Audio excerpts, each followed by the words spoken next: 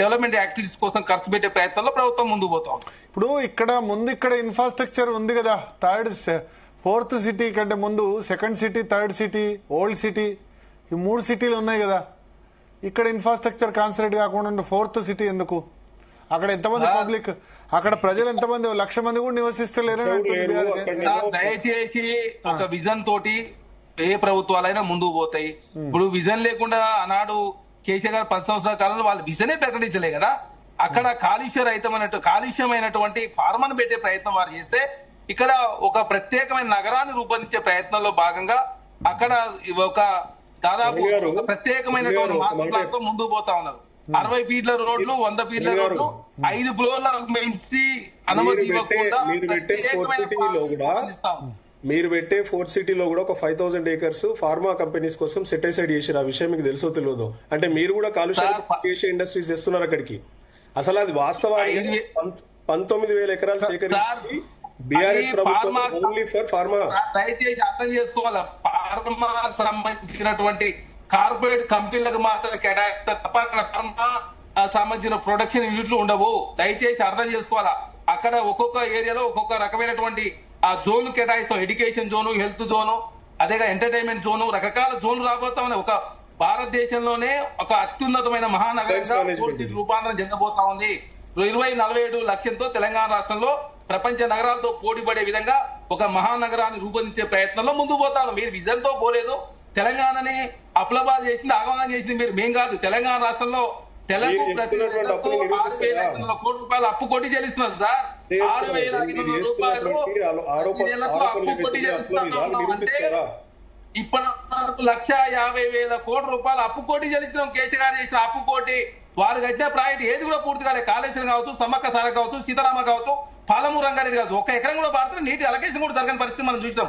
కాబట్టి కాంగ్రెస్ పార్టీగా తెలంగాణ రాష్ట్రంలో ఒక విజన్ తో ముందుకు పోతా ఉన్నాం. ఖచ్చితంగా ఆ విజన్ లక్ష్యాలు నెరవేర్చే ప్రయత్నంలో భాగంగా ప్రపంచ వ్యాప్తంగా ఉన్న పెట్టుబడులు ఆకర్షించే ప్రయత్నం చేస్తా ఉన్నాం. ఒక మహా లక్ష్యం కోసం పనిచేసే క్రమంలో కేంద్రంలో ఉన్నటువంటి ప్రధానమంత్రి కావచ్చు, కేంద్ర ప్రభుత్వం సహకరించాలని చెప్పి కోరుతా ఉన్నాం.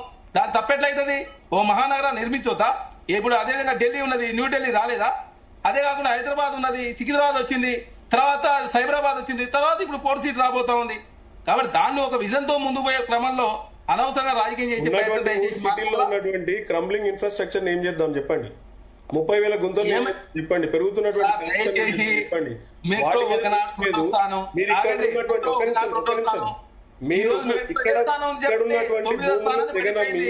ఇక్కడున్నటువంటి భూములను తెగనమి 8,000 10,000 కోట్లు మొన్న నియోపోలిస్ నానక్రామ్ గూడల భూములు అమ్మితే మీకు వచ్చినాయి. ఆ డబ్బుల్లో పావుబంధం కూడా ఇక్కడ కేటాయిస్తే గుంతలు పూర్తి చేయొచ్చు, ఇక్కడ ఉన్నటువంటి ప్రజలకు కాలుష్యం లేకుండా చేయొచ్చు. ఇవన్నీ చేసినాక మీరు 4th సిటీ పెట్టండి, 6th సిటీ పెట్టండి, 10th సిటీ పెట్టుకోండి. కాకపోతే జనాభా నివసిస్తున్నటువంటి సిటీ మీద దృష్టి పెట్టకుండా మీరు కనీసం 1,00,000 కూడా ఉన్నటువంటి ఒక పల్లెటూరు ప్రాంతంలో 330 ఫీట్ల రోడ్ వేయడానికి ఏం అవసరం ఉంది? మాట చెప్పండి. దయచేసి బీఆర్ఎస్ పార్టీ కాక మేము మెట్రోని యూపీఏ ప్రభుత్వం అన్నాడు మెట్రో ఇస్తే భారతదేశంలో 2వ స్థానం, ఈ రోజు 9వ స్థానం దిగదారింది. మీరు మెట్రో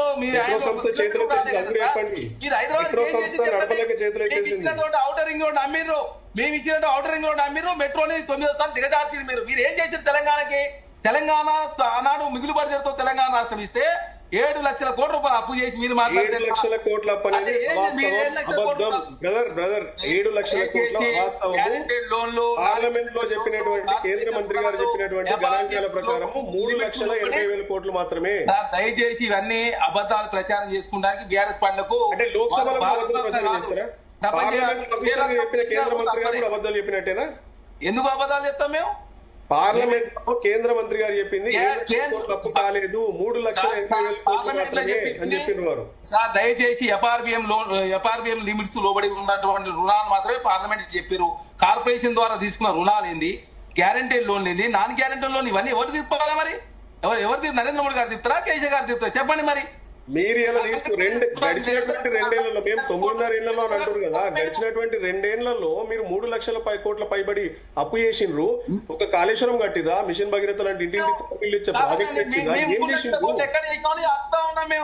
ఎక్కడ చేసినా 3 లక్షల కోట్లు 2 లక్షల చూపించండి మీరు. ఇయాలటికి 2 లక్షల అరే ఏంది సార్ దయచేసి మీరు చేసిన అప్పుకు ఒక్క నిమిషం సార్ దయచేసి 6,000 కోట్లు తీసుకున్నారు ఈ రోజు మీరు మధ్యలో ఇంటరప్ట్ చేయొద్దు. మీరు మాట్లాడుతున్న మేము మాట్లాడలేదు. మధ్యలో ఎందుకు వస్తారు సార్ దయచేసి?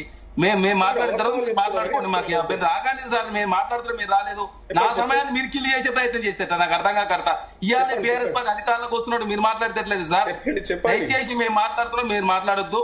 నేను మాట్లాడిన తర్వాత మీరు మాట్లాడండి. అభ్యంతరం ఏం లేదు. వినాలి ఒప్పుకో ఉండాలి. ఒప్పుకో ఉండాలి. ఇప్పుడు నేను 5 ఛానల్ మాట్లాడుతున్నా 5 గంటల నుంచి ఒప్పుతో వినుకుంటూ వస్తున్నాం మేము. మీరు చెప్పండి కౌశిక్ గారు. చరణ్ కౌశిక్ గారు సార్ భరత్ గారు మేము కాంగ్రెస్ చెప్పండి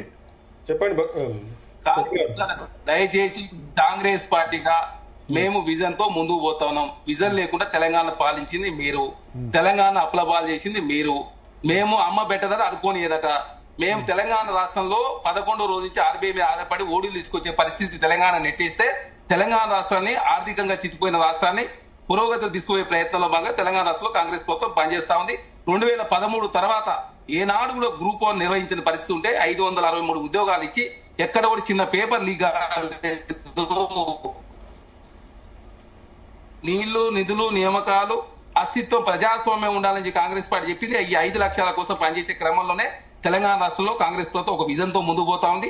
అదేవిధంగా 4th సిటీలో రకరకాల జోన్లు రాబోతా ఉంది. ఎందుకంటే ఎడ్యుకేషన్ సంబంధించి కావచ్చు, హెల్త్ సంబంధించి కావచ్చు, తర్వాత ఫార్మా సంబంధించి కావచ్చు, ఐటీ సంబంధించి కావచ్చు, తెలంగాణ రాష్ట్రంలో ఏ విజన్ తో ముందుకు పోతున్నాం అని చెప్పేసి డిపార్ట్మెంట్ల వారీగా తెలంగాణ రాష్ట్రంలో కాంగ్రెస్ ప్రభుత్వం ప్రకటించబోతా ఉంది.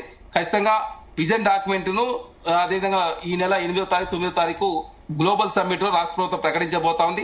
అటవీ విస్తీర్ణం కావచ్చు, పొల్యూషన్ సంబంధించి కావచ్చు, ప్రపంచ నగరాలతో హైదరాబాద్ పోటీ పడే విధంగా ఏం చేయబోతా ఉన్నాం మేము, ఐటీలో మా విజన్ ఏంటి, పెట్టుబడుల విజన్ లో మా విజన్ ఏంటి, మహానగరాన్ని ఏ విధంగా ముందుకు తీసుకు అన్ని విషయాలన్నీ కూడా గ్లోబల్ సబ్మిట్ లో చాలా స్పష్టంగా రాష్ట్ర ప్రభుత్వం ప్రకటించబోతా ఉంది. కాబట్టి ఖచ్చితంగా తెలంగాణ సమాజంలో ప్రజలంతా కూడా గమనిస్తున్నారు కాంగ్రెస్ పార్టీ వచ్చిన తర్వాత ఏం జరుగుతా ఉంది, ఏ విధంగా ముందుకు పోతా ఉంది. ఖచ్చితంగా కాంగ్రెస్ పార్టీ 2 సంవత్సరాలు మాత్రం అయిపోయింది. ఇంకా మాకు 3 సంవత్సరాల కాలం పాటు టైం ఉంది. కాబట్టి ఇచ్చిన ప్రతి హామీ నెరవేర్చే ప్రయత్నంలో కాంగ్రెస్ పార్టీ ముందుకు పోతుంది. హరీష్ రెడ్డి గారు.